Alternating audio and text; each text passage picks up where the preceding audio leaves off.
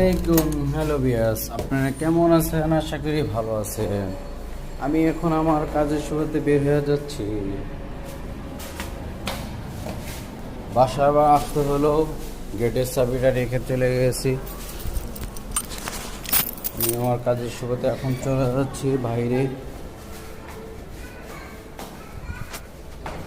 বাসার গেট থেকে বের হয়ে যাচ্ছি। অতি দ্রুত বের হতে হবে, কারণ 12টায় ওখানে হাজির থাকতে হবে।